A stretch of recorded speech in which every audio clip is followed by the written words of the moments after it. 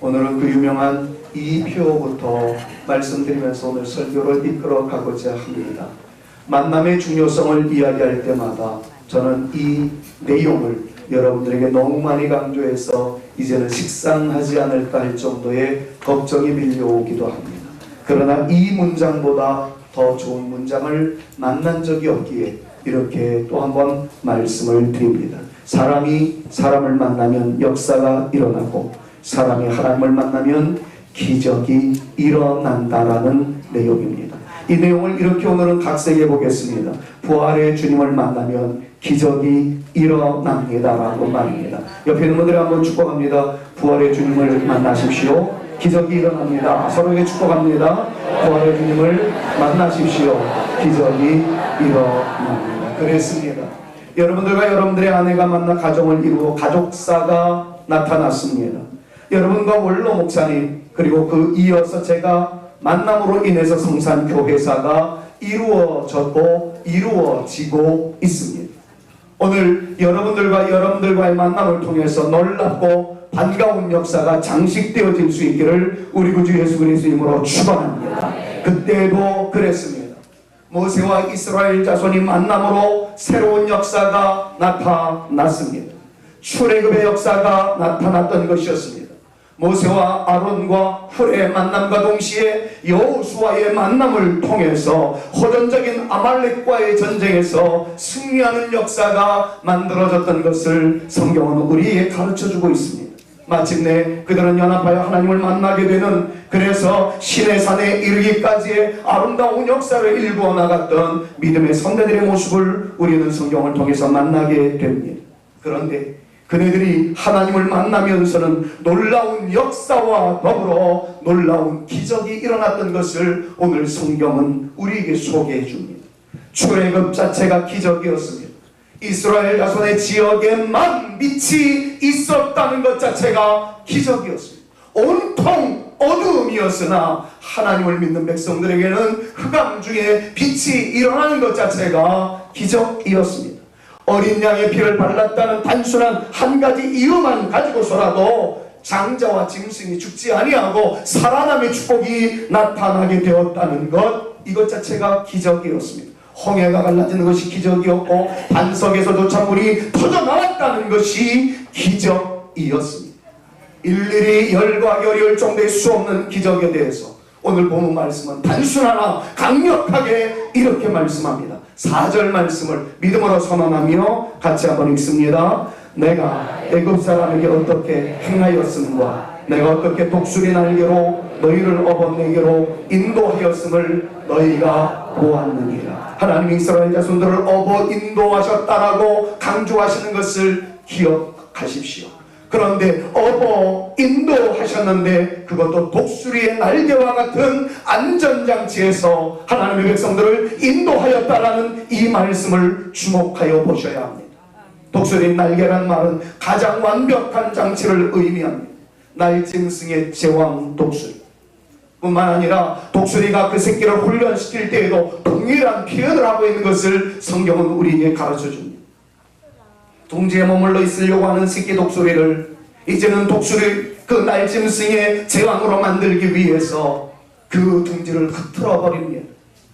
그리고 마침내 낭떠러지기 위해서 그 새끼를 던져버리는 것이 그네들의 날짐승의 제왕으로 만드는 첫 단계 훈련이었던 것을 자연의 교과서는 우리에게 가르쳐줍니다. 성경은 그 내용을 인용하며 이렇게 말씀합니다.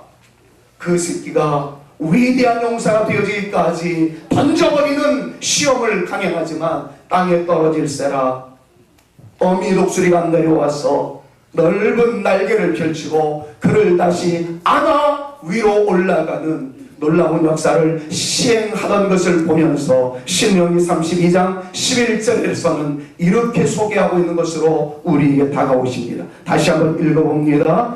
마치 독수리가 자기 보금자리를 어지럽게 하며 자기 새끼 위에 너풀거리며 그의 날개를 펴서 새끼를 받으며 그의 날개 위에 그것을 엎는 것 같이. 그렇습니다. 하나님은 그런 분이셨습니다.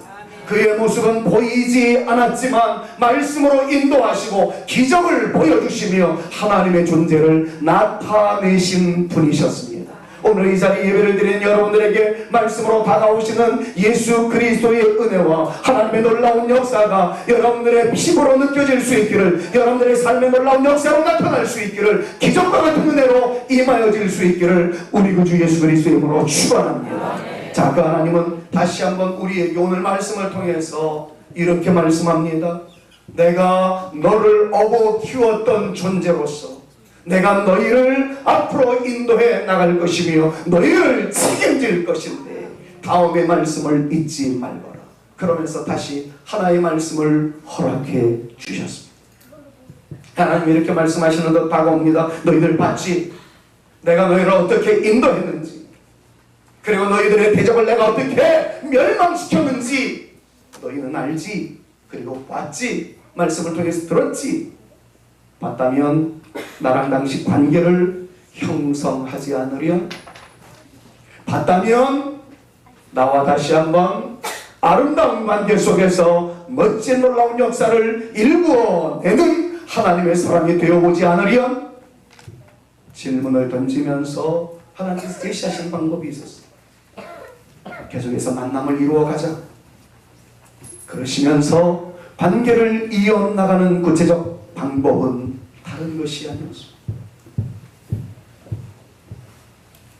내 말을 잘 듣고 내가 준 언약을 잘 지켜 행하는 존재, 그거 하나면 돼. 주님께서 그렇게 말씀하고 계세요. 자, 이 말씀을 이해하기 위해서 5절 말씀 다 같이 한번 큰 목소리로 읽습니다. 세계가 같이요. 세계가 다 내게 속하였나니 너희가 내 말을 잘 듣고 내 언약을 지키면 너희는 모든 민족 중에서 내 소유가 되겠고 너희가 내게 대하여 제사장 나라가 되며 거룩한 백성이 되리라. 너는 이 말을 이스라엘 자손에게 전하라. 얘들아, 맞지? 나 하나님이야. 그런데 기억하거라. 여러분, 이 말씀을 잘 들으십시오. 5절 말씀에 나와 있는 이 내용 중에 가장 중요한 것은 세계가 다 내게 속하였다는 말씀입니다. 나는 하나님이란다. 그것도 유대 땅 모퉁이에만 존재하는 지역신, 작은 우상과 같은 하나님이 아니고 세계가 다 내게 속하였다. 나는 세계를 통치하는 우주의 신이고 전능한 하나님이란다. 이 하나님이란 만나지 않는다. 사랑 여러분, 이것은 어느 몇 사람에 의해서 생겨난 철학에 근거한 철학 속에 갇혀있는 신이 아니에요. 지역적으로 한계를 느끼고 있는 그런 우상과 같은 존재가 아니에요. 성경은 말씀하고 모든 만물이 나에게서는 나왔고 나로 말미암고 나에게로 돌아갈 것이다. 중심이 하나님이라는 것을 선포합니다. 방금 전에 읽었던 이 말씀도 세계가 다 내게 속하여 나는 우주를 다스리는 존재. 너의 자그마한 이해력을 가지고 하나님을 평가하려고 하지 마. 네가 읽었던 몇 권의 책을 가지고 전능하신 하나님을 폄훼하지 마. 나는 살아있는 존재, 우주를 다스리는 신 위의 신이라. 믿거라. 우리 주님의 말씀 믿으시기를 주님의 이름으로 축원합니다. 그러면서 강조하십니다. 나와 아름다운 관계를 맺으며 그 놀라운 역사를 이루어나가기 위해서 언약을 지키고자 하는 사람들에게 내가 보장하는 축복이 있단다 라고 말씀하시면서 두 가지를 강조합니다. 첫 번째, 내 소유가 될 것이다 말씀합니다. 5절 말씀이었죠. 그래요, 세계가 다 내게 속하였다. 너희가 내 말을 잘 듣고 내 언약을 지키면 너희 모든 민족 중에서 내 소유가 될 것이다. 옆에 있는 분들 한번 축복할까요? 당신은 하나님의 소유이십니다. 서로에게 축복합니다. 여러분들은 하나님의 소유이십니다. 하나님의 소유라는 말은 다른 거 아닙니다. 내가 책임지겠다라는 것입니다. 내가 다스리겠다라는 것입니다. 내가 인도하겠다라는 것입니다. 하나님의 은혜가 여러분들 가운데 나타날 수 있기를 주님의 이름으로 축원합니다. 혹시라도 나는 하나님께 기도해 본 적이 없는데요, 그런데도 나 잘 삽니다. 여러분, 그렇다면 이 시간 잠시 내려놓고 이 말을 집중해서 들으십시오. 그것은 그 뒤에 누군가가 하나님께 기도하는 어떤 분의 손이 있기 때문이라는 사실을 잊지 마십시오. 여러분들이 잘해서 잘 되는 게 아닙니다. 아내가 기도할 수 있고, 어쩌면 자녀가 기도할 수 있고, 이미 여러분들의 부모님들이 뿌려놓았던 기도의 씨앗이 있을지도 모릅니다. 그러나 부탁드립시다. 언제까지 잡아놓은 고기만 가지고 만족하시려고, 이제 여러분들이 직접 주님께 기도하십시오. 주님을 붙잡으십시오. 그 붙잡으신 주님으로 말미암아 또다시 열어주시는 하나님의 놀라운 능력과 은혜와 권세를 경험하며 살아가는 하나님의 진짜 백성, 하나님의 소유, 하나님께서 책임져 주시는 우리 모두가 되어지실 수 있기를 주님의 이름으로 축원합니다. 두 번째로 제사장 나라가 될 것이다라는 말씀이 6절 말씀에 있는 것을 보게 됩니다. 6절 말씀 같이 한번 큰 목소리로 읽습니다. 너희가 내게 대하여 제사장 나라가 되며 거룩한 백성이 되리라. 너는 이 말을 이스라엘 자손에게 전할지. 그러면 제사장 나라가 된다는 말씀을 설명하기 위해서는 조금 더 제사장에 대해서 한번 생각해 볼 필요성이 있습니다. 이미 느끼시겠지만 오늘 설교의 가장 주된 컨셉은 하나님과의 만남입니다. 하나님과의 만남이 가장 중요한 것은 다름 아닌 예배라는 사실은 이미 전체하여 지금까지 말씀을 드렸습니다. 이미 여러분들이 알고 있듯이 예배는 라틴어로 미사라는 말이고, 미사의 뜻은 만남이라는 것, 그 정도는 다 알고 계십니다. 하나님과의 만남, 그것이 바로 예배. 자, 제사장은 제사를, 예배를 진행하는 사람을 가르쳐서 제사장이라고 이야기합니다. 그 예배에 있어서 하나님과의 만남을 이루어가는 그 사람이 없다면 그 당사자를 만날 수 없다는 당연한 논리적 귀결에 이르게 됩니다. 마치 대통령을 만나기 위해서는 그 만남을 주선해주는 사람이 없다면 가능하지 못하다는 것이죠. 저도 대한민국 국민입니다. 대통령도 대한민국 국민입니다. 그러나 우리는 수시로 만날 수 있는 관계가 형성되어 있지는 않습니다. 저같이 평범한 사람이 대통령을 만나기 위해서는 만남을 주선해주는 그 누군가가 있어야 합니다. 그것이 시민수석이든지 민정수석이든지 어쨌든 비서관을 통해서야 만날 수 있는 것은 당연한 절차라고 생각을 합니다. 하물며 하나님을 만나기 위해서는 더욱 그렇지 않겠습니까? 나랑 하나님이 만나는 것이 그렇게 중요하다면 그때 당시에는 예배를 통해서, 제사를 통해서 하나님을 만날 수 있었다면 그 제사를 드리는 제사장은 더없이 중요한 존재라는 사실을 우리는 깨닫게 됩니다. 상상해 보십시오. 여기 하나님이 계십니다. 누가 더 쉽게 만날 수가 없습니다. 더더군다나 하나님을 본 사람은 죽습니다. 영광의 강체가 너무 빛났기 때문이었습니다. 그런데 그 하나님과 사람이 만남을 이루어 가도록 브릿지의 역할을 해주시는 분이 있었습니다. 제사장이었습니다. 그 제사장이 이야기합니다. 하나님, 아무개가 하나님을 만나고 싶다는데요, 예배를 드리게 해라. 예배를 드리면 나갑니다. 그래, 네가 예배를 주선하는 것을 통해서, 예배를 인도하는 것을 통해서 내가 그 사람과 만나주겠다. 하나님과 제사장의 대화이었습니다. 그렇게 하다 보니까 너무 번거로움이 많았어요. 그때마다 양을 잡았습니다.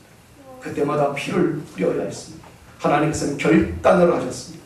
이제 더 이상 어린 양의 피가 아닌 내 아들 인류를 대신 배속하여 죽을 한 마리의 어린 양, 그리고 그의 흘림은 영원을 보장하는 완전한 하나님의 어린 양을 주님께서는 계획하셨고, 그 어린 양으로서 우리 구주 예수 그리스도를 보내셨습니다.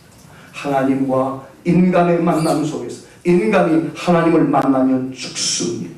그렇기 때문에 하나님과 인간을 양쪽에서 잡아 연결시켜 주시는 브릿지, 연결 다리가 있었으니 그분이 주님이었어요. 근데 인간이 하나님을 만나면 죽습니다. 예수님이 죽었어요.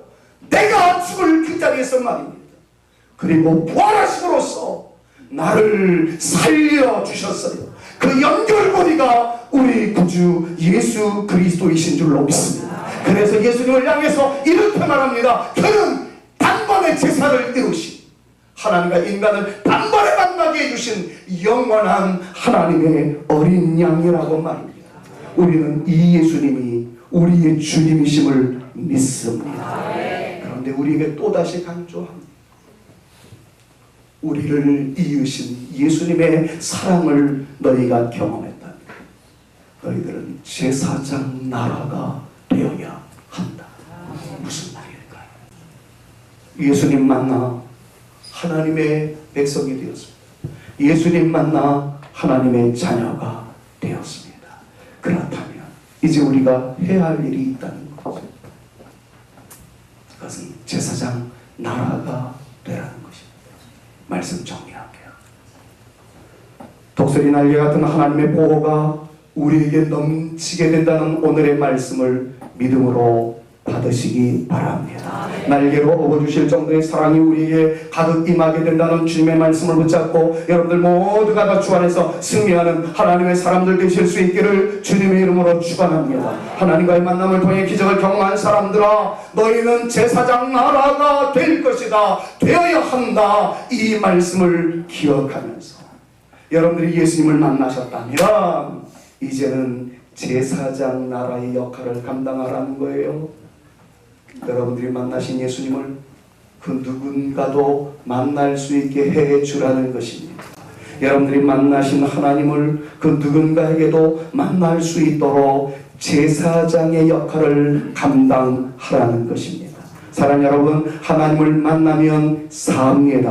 하나님을 만나면 기적을 이루게 됩니다. 부활하신 예수님을 만나야 할 줄로 믿습니다. 부활하신 예수님을 만나면 삽니다. 왜냐하면 하나님과 연결되기 때문입니다. 하나님의 백성으로서 아름다운 역사를 누리게 되어지기 때문에 그렇습니다. 오늘 예수님이 부활하신 날을 기념하며 부활절 감사 예배로 드리고 있습니다. 그냥 형식적으로 지나가지 마시고 부활하신 그 예수님을 목격한 믿음의 선배들, 그들의 고백을 담아 놓았던 성경의 말씀을 여러분들이 믿으시고 그 주님의 부활이 나의 생명이 되어짐을, 그 주님의 부활이 나의 앞날에 놀라운 역사가 되어짐을 믿음으로 주장하면서 부활의 주님을 찬양합니다. 고백할 수 있는 저와 여러분들 모두가 되어주실 수 있기를 주님의 이름으로 축원합니다. 여러분들이 부활의 주님을 만나셨다면 하나님을 만나게 하십시오. 부활의 주님을 만나게 하십시오. 이것이 제사장 나라의 역할입니다. 아직도 하나님 밖에 있어서, 예수 그리스도 밖에 있어서 생명을, 영생을 누리지 못하는 사람들이 여러분들 주변에 있다면 다시 강조합니다. 여러분들은 하나님 나라의 제사장의 나라가 되었습니다.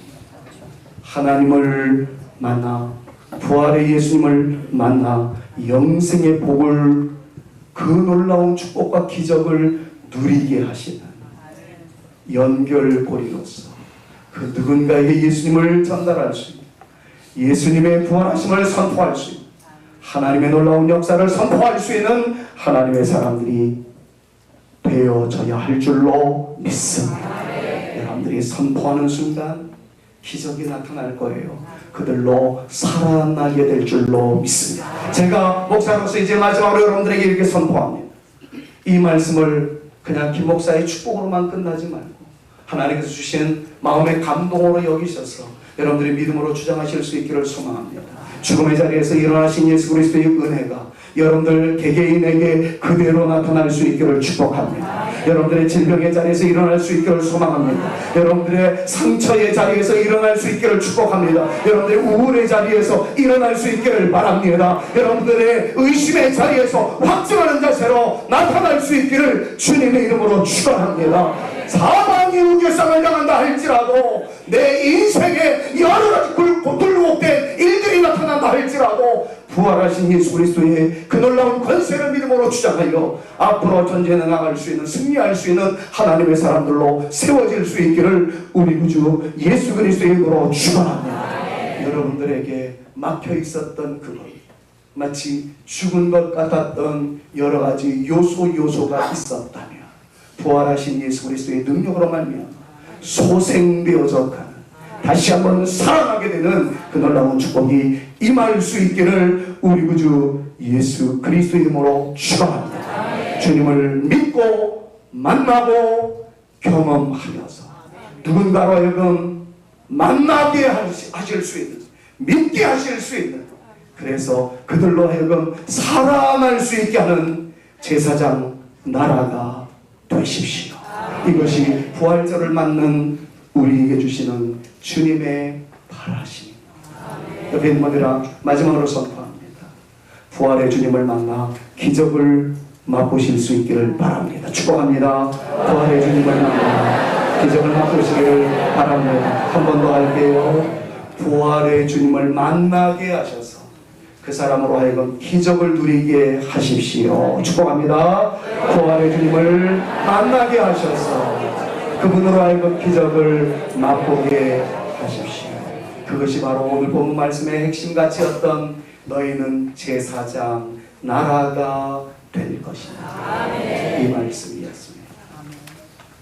우리 주님 부활하셨습니다. 여러분에게도 부활의 축복이 넘칠 수 있기를 주님의 이름으로 축원합니다.